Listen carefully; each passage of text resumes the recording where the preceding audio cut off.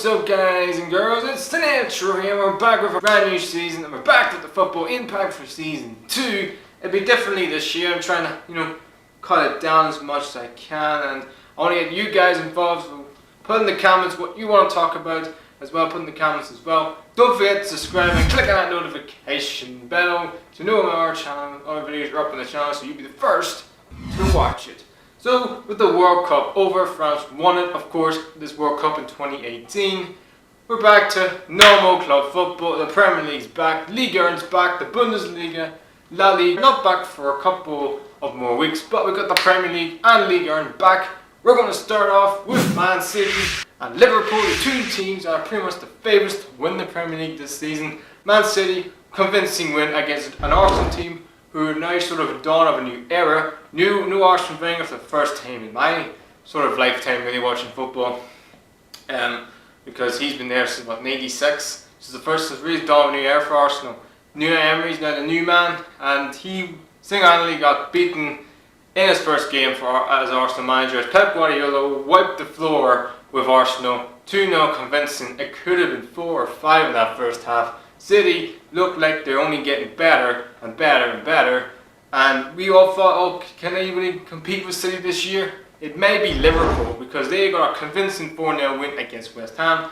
The players who I thought looked really well was Keita in midfield. He looks like a really good midfield player. He can put a tackle and he can find a pass.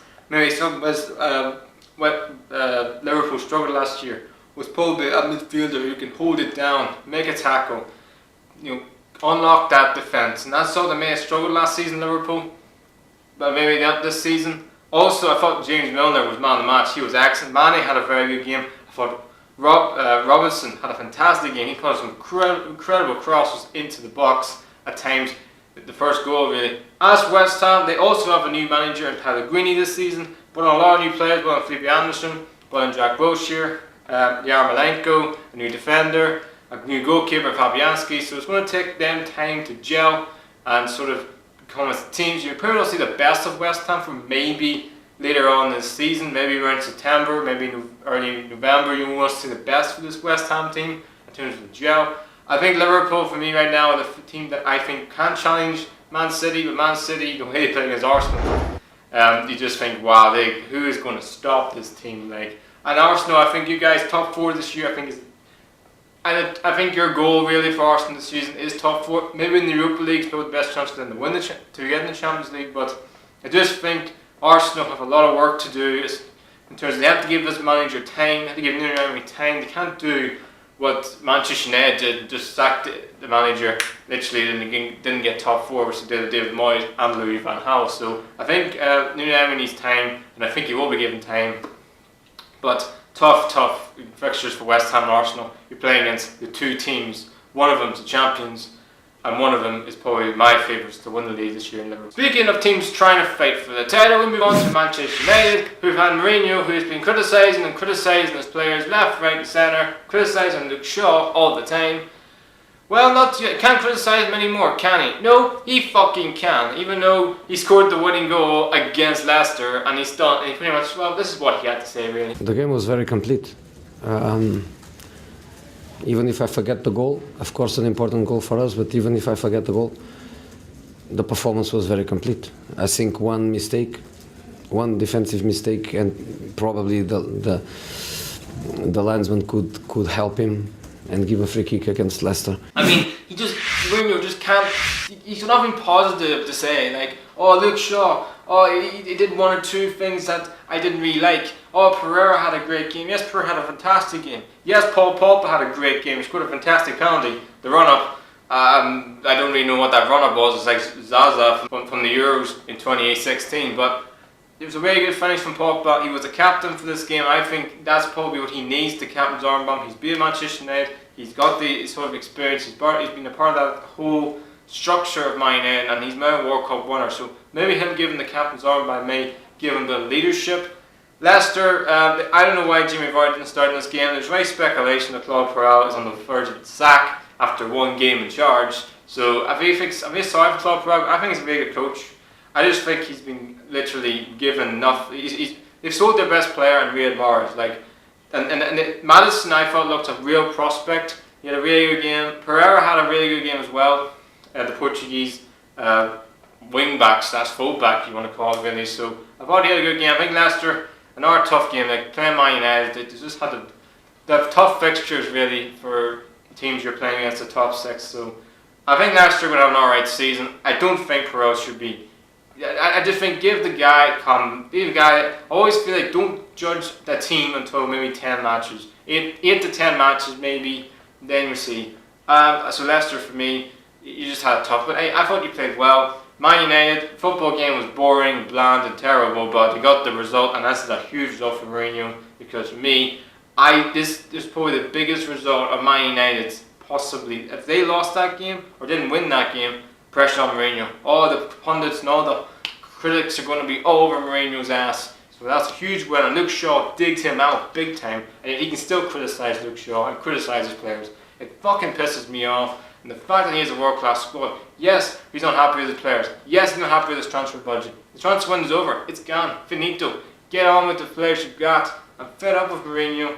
I think it will be his last season, Man United.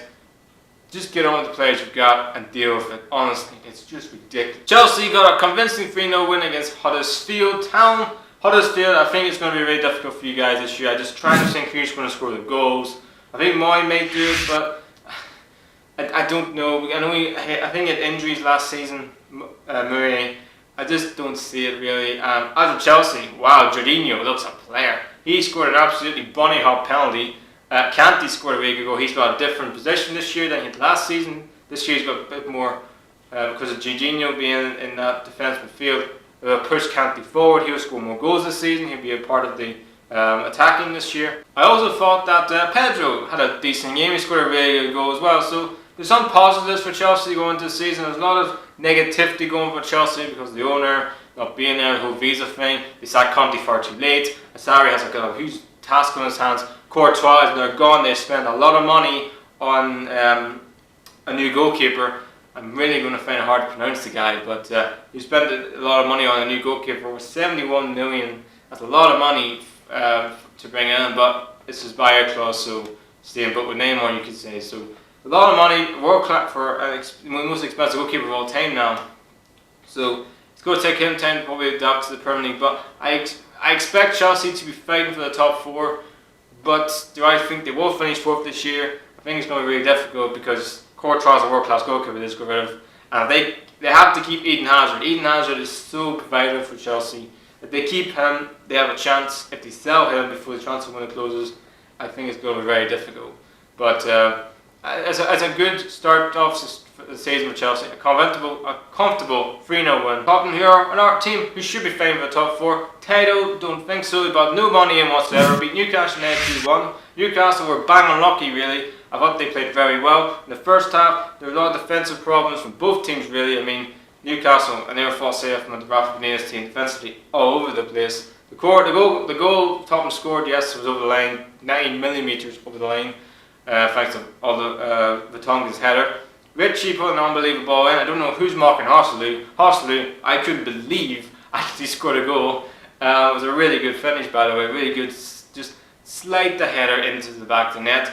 And an unbelievable goal from Dele Alli. What a ball from Ayew, who I thought had a really good game. Wonderful ball, first time into Dele Alli. I don't know if it was Richie or Yedlin. One of those two should be marking Dele Alli. They gave him the freedom of the park.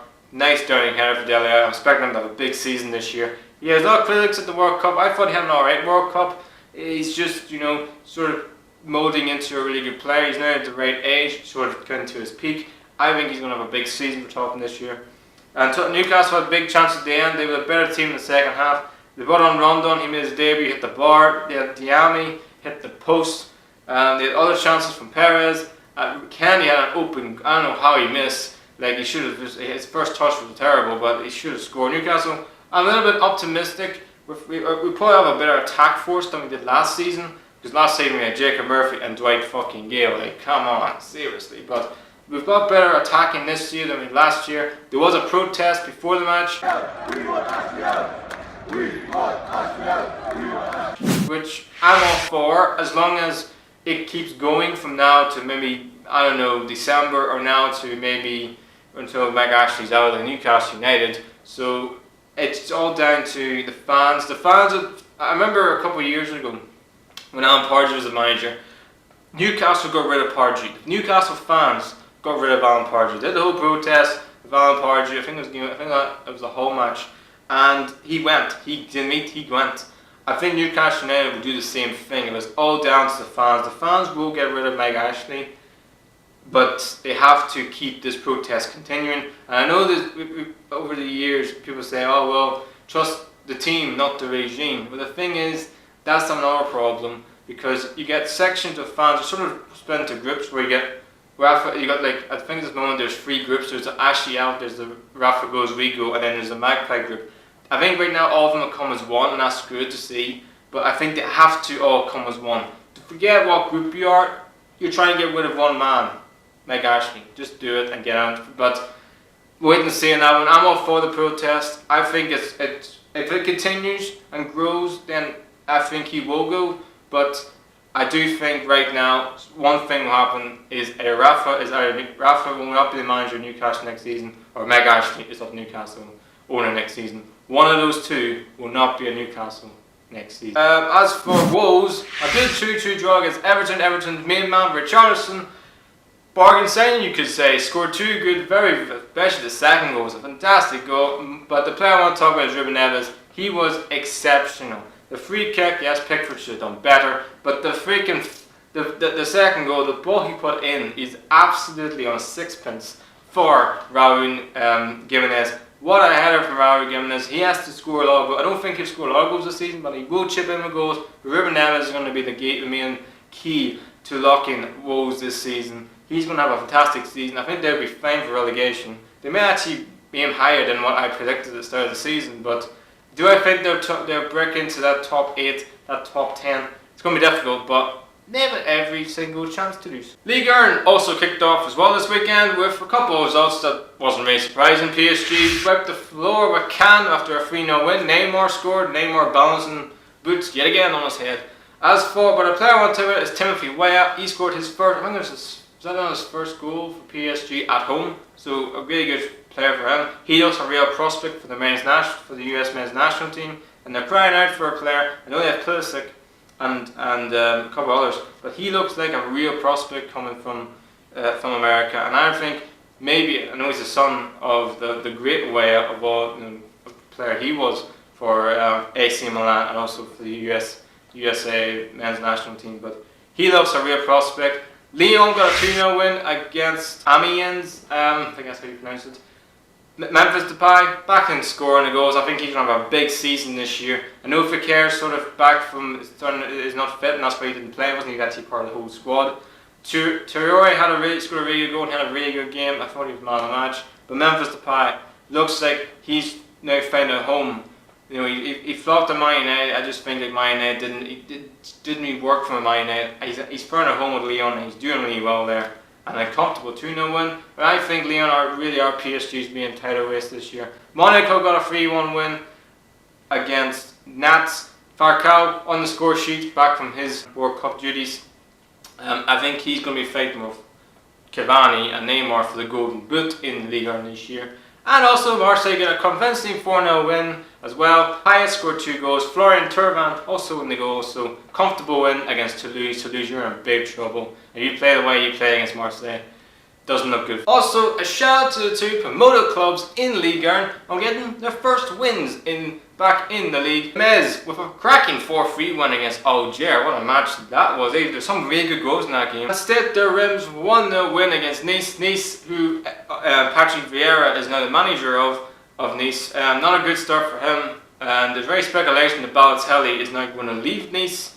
And he's not going to go to Sassuolo, maybe some other Italian clubs. So a lot of problems going on at Nice, but kick off your season with 2 good wins. So guys, down the football impact for this episode. Hope you guys love it. Hope you guys are buzzing for the start of the brand new football season, because I know I am. And yeah, hope you guys are having a smashing day. And say no to drugs. Please like, subscribe, the natural is out.